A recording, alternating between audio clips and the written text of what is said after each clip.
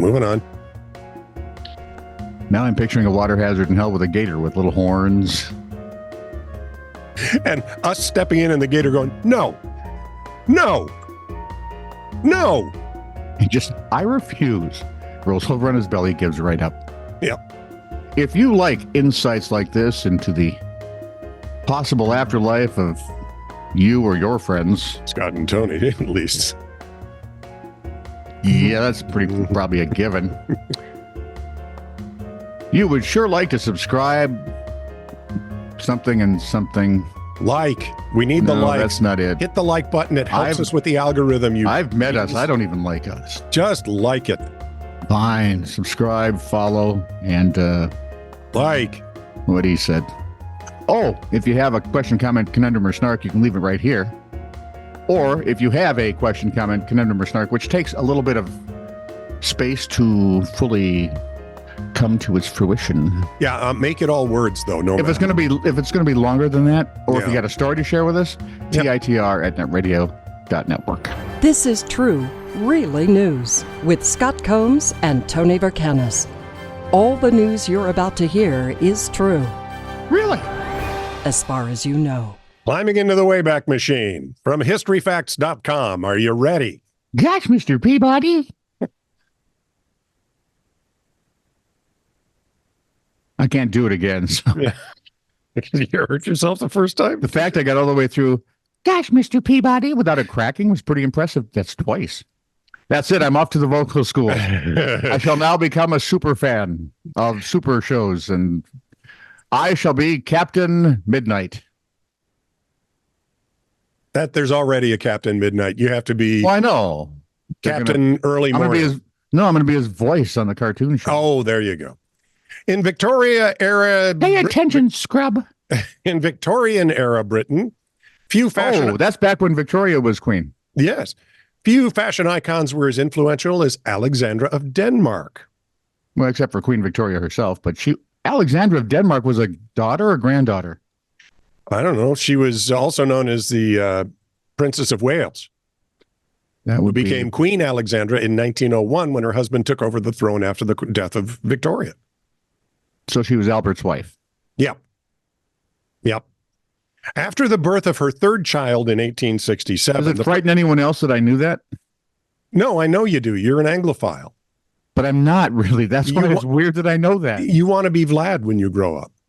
You want to live in Liverpool. I want to be a lot of things, but I don't want to be Vladdy. And why? I want the accent to be real, though. That's not his accent. His is closer to Liverpool. That's why I'd like this one. After the birth of her third child in 1867, the princess... Wait a minute. What? That's why I like this one, in it. I like that when I say in it. No, okay, there you go. Sorry. Princess, after the birth of that aforementioned third child in 1867, she developed a severe case of rheumatic fever. Was that Haight-Ashbury? No, it's not Haight-Ashbury, you boob. 1967, wasn't that about? 1867. Oh, see, kids, this is why you pay attention in school when it comes to your numbers. Not me. Yeah, me either. She came down. Look how successful we are. See? This is a court-ordered production. Keep us off the streets and out of the shops. Princess developed a severe case of rheumatic fever that left her with a stiff knee and a pronounced limp. And she sometimes used mobility aids like walking sticks to get around. Do you remember that part of the story? Vaguely, yeah. It was far from a style choice, but guess what? High society ladies, who are known to be morons, were so eager to imitate her. I don't know if they're morons so much as amazing suck-ups. Well, there may be that. They were so eager to imitate her, they even adopted her gait in a trend known as the Alexandra limp. See, now, if this was the 1920s, there'd be a song. And a dance. Of course, it'd be in 3/4 and 4/4 time because of the, Yeah, we got that, yeah. At first, have to be. At first, Alexandra's able-bodied imitators wore mismatched shoes to get the walk. That seems like a lot of effort. But eventually... This is why I'm not a high society matron. Well, one of the reasons. Retailers took notice and started selling pairs of shoes with 2 different heel heights to capitalize on the limping craze. Just bow your heads for just a moment of silence for the stupidity it takes to get to this point. See, now if I'm the sovereign, Yes, at this point. That's not funny. Mm. Of course, in the 21st century, it'd be offensive and all these people would be canceled. So, Well, even at that time, the trend was considered in poor taste, especially when they added the walking stick. see, the walking stick I can live with. The fake limp is what's going to get me. There must be a line at which even fashionable folly may be expected to stop short at the caricaturing of human infirmity. Well, then why do we let politicians exist? Why couldn't Hunter Thompson take his gorilla on the plane? That's right. And speak of his son's infirmities? Never. Anyway, it was a column, that quote comes from a column published in a Scottish newspaper because, as we know, if it's not Scottish, it's crap. We know this? Yeah. Oh, yeah. All the real intellectuals are Scottish. Bloody. Could you get me some information on this Scottish thing? Uh-oh. The newspaper He's was right. What? Go ahead. Scottish newspaper was called the Courier and Argus. Ultimately, the Alexandra limp didn't have the same longevity as thick chokers that she used to wear. Yeah. Or So the the Alexander rag. Yeah. Ragtime band. Ah, The trend passed quickly. one would hope. There is a female. Quicker than the story, I think. Oh, yes. Yeah. Well, the story took years. Yeah. Well, the way we did it, the trend was probably 6 months. I don't know. I don't know. Who knows? Well, it might have been slower. It had to back be then. slower because they had to do the shoes. They didn't have the interweb, and all of us had to evolve organically. Oh, God, I hate myself for even saying it. Irish comedian goes, every American I meet has to do my accent back to me. Yep. Ain't that the truth? And it's always the same thing. Sharon Bogora, you having a good morning? Oh, yeah. Okay, I can live with that, but then you keep going. And then pretty soon you slip into like Jamaican. Come on. And she has about a list of 3 or 4 things. Now we're starting to get close to offensive, so please just don't start.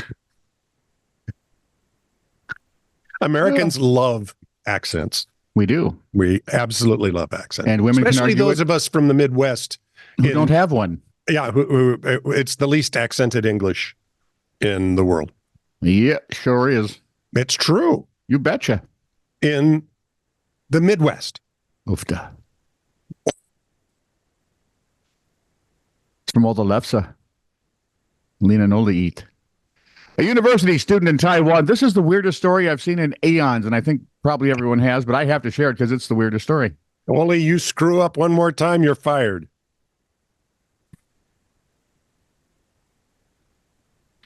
I'm not telling the joke. I'm just doing the punchline. Thank God. A university student in Taiwan who had his legs amputated in hopes of receiving a $1.3 million insurance payout. Seems fitting after Queen Alexandra. Somehow, yes. Yeah. Now he's been arrested on suspicion of fraud.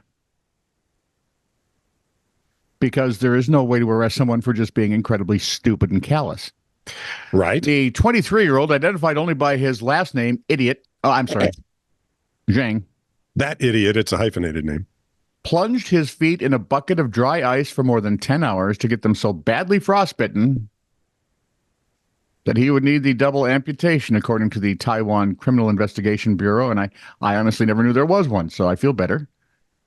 The Bureau said a friend of Zhang's from high school, identified only as Lau, persuaded him to carry out the insurance scam. I know. Lau's last name, idiot. Friend of idiot. Yeah. Idiot friend of idiot. Idiot friend of idiot who's also 23.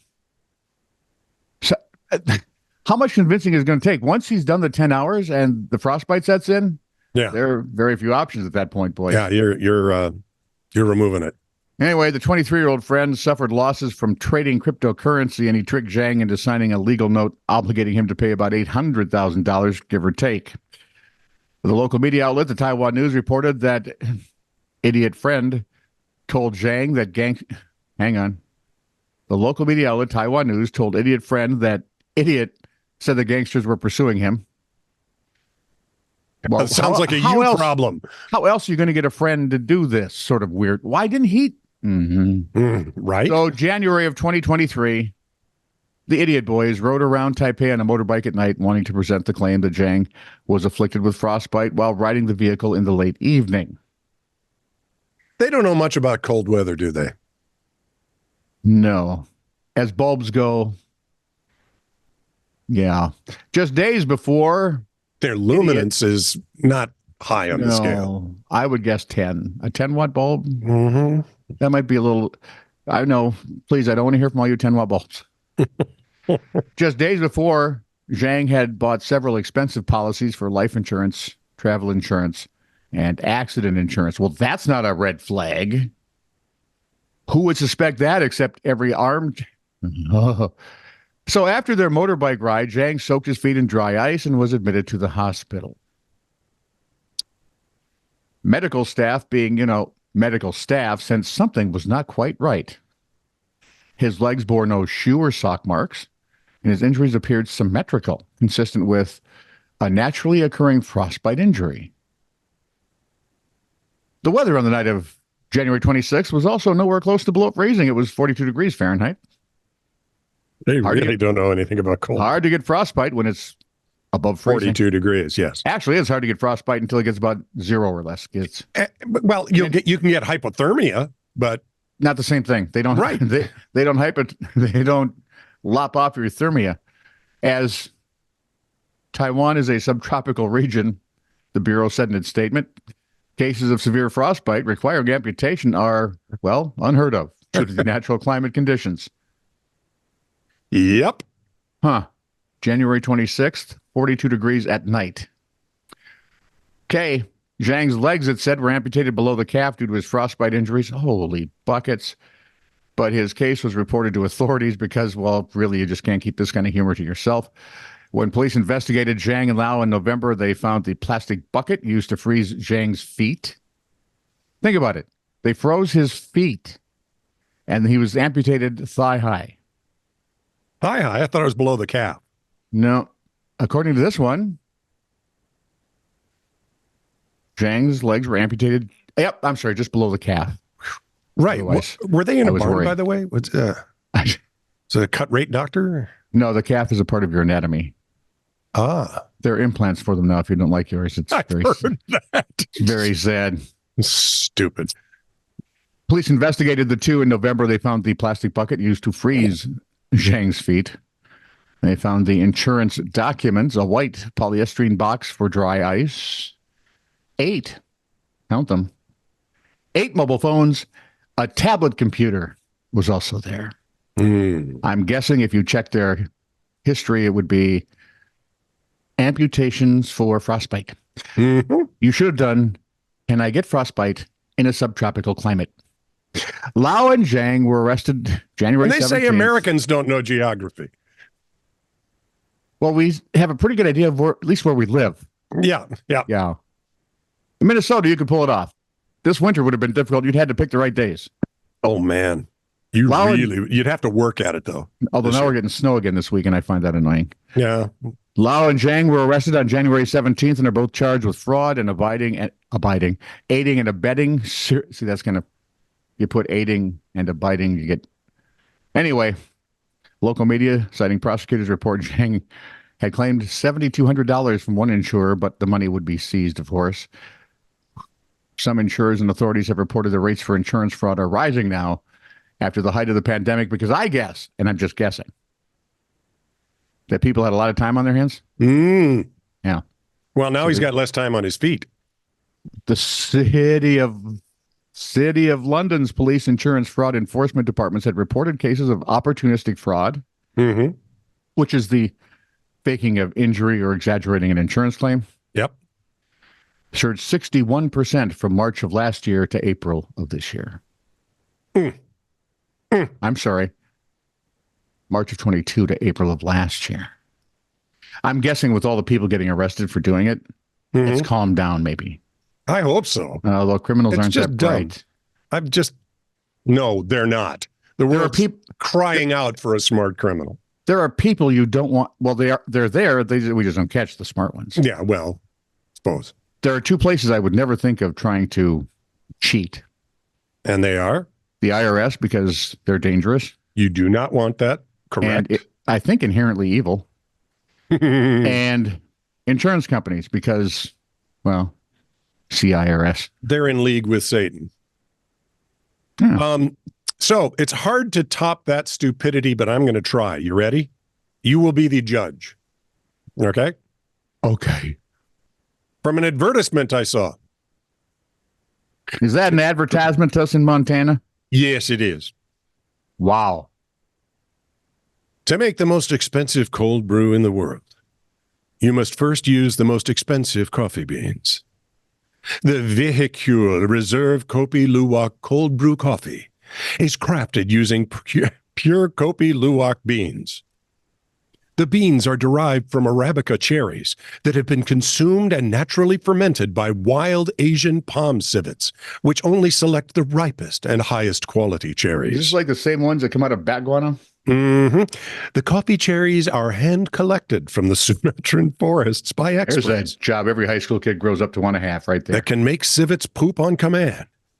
They are then sent to Germany, where the beans are slow roasted at a precise 391 degrees Fahrenheit, cold brewed for 16 hours using pristine spring water and microfiltered. The result is a full-bodied flavor of notes of citrus, jasmine, honey, chocolate, and the aforementioned civet poop that varies with each batch and harvest. Reserve your Kopi Luwak Cold Brew 24-pack today for just, and I'm not kidding, $24,000. Yeah. A value at twice the price. What I like is it's pure spring water poured over Pooped out berries. Don't understand it? Those kind of things. Remember, there was the whole craze for a while was some bats, fruit bats. Yep.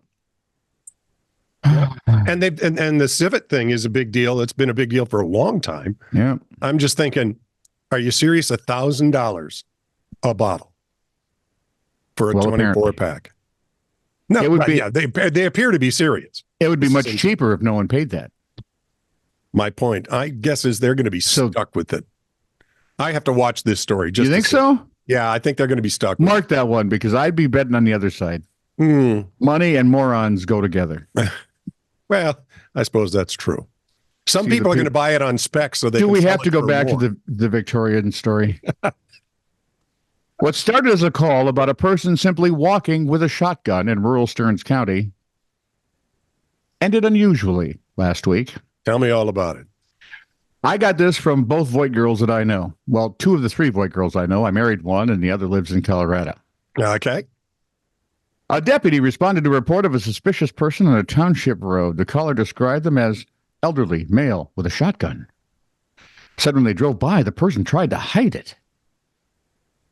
Where? Maybe a long trench coat? I don't know. I was going to be a very long trench coat. The deputy found the man fitting the witness's description. Guess where he was? Walking along the road. With a shotgun. When questioned, he told the deputy he was just out for a walk, listening to music, and using his walking stick. See, this is what happens when you let foreigners into Minnesota.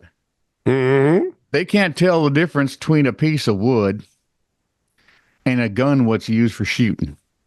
Yeah.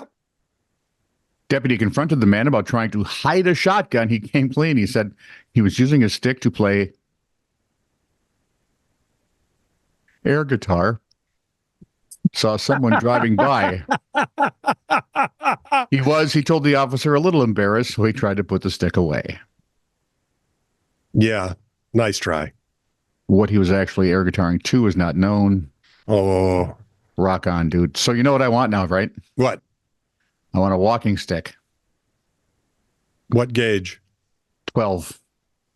Gotcha. And I don't want it cheap. I want a Brunelli. Oh, good Lord. You want the one with the whole thing? Yes. You can Damn shoot it right. with one hand. Yeah, but I want it to be a walking stick just so that someone goes, I'm not sure, but I think his weapon was a stick. Remember as kids? Pew, pew, pew. So I want a walking stick that looks like a shotgun. Nice. I can get you one of those. Thank you. This is true, really news. Send email to TITR@netradio.network.